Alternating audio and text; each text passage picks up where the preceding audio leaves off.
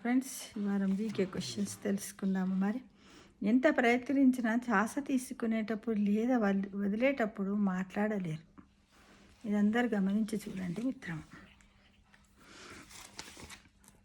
కళ్ళు తెరిచి ఉంచి తుమ్మడం ఎవరికైనా అసాధ్యం. మనం తుమ్మినప్పుడు తప్పకుండా కళ్ళు మూస్తాం. ప్రపంచంలో 1000కి పైగా వివిధ రకాల గబ్బిలాలు ఉన్నాయి. వీటిలో ప్రతి ఒక్కటి తనదైన ప్రత్యేక లక్షణాన్ని కలిగి ఉంటుందంట.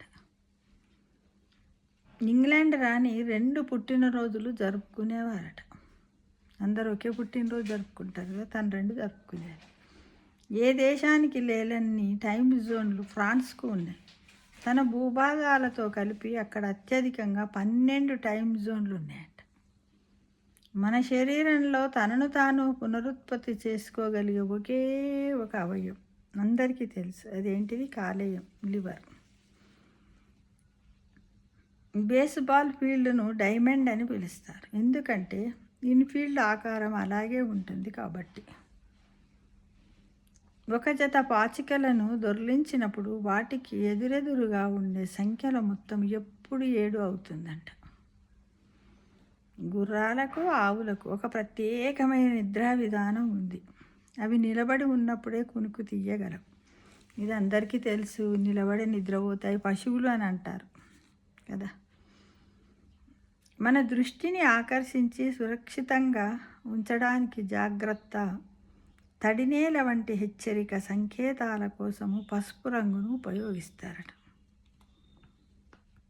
పీనట్ బార్స్ తినేటప్పుడు నోటి పైభాగంలో అతుక్కుపోతుందేమోనని భయము ఉంటే దానిని అరాకిబ్యూటరోఫోబియా అంటారు. అరాకిబ్యూటరోఫోబియా.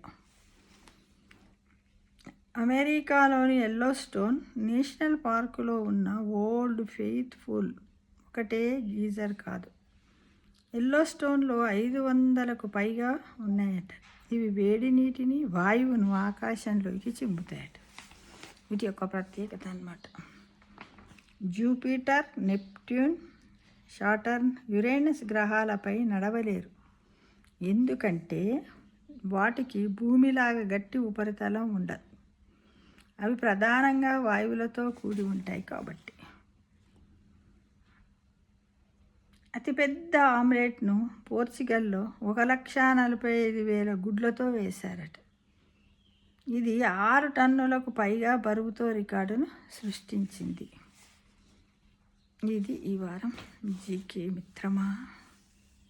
Thank you for watching.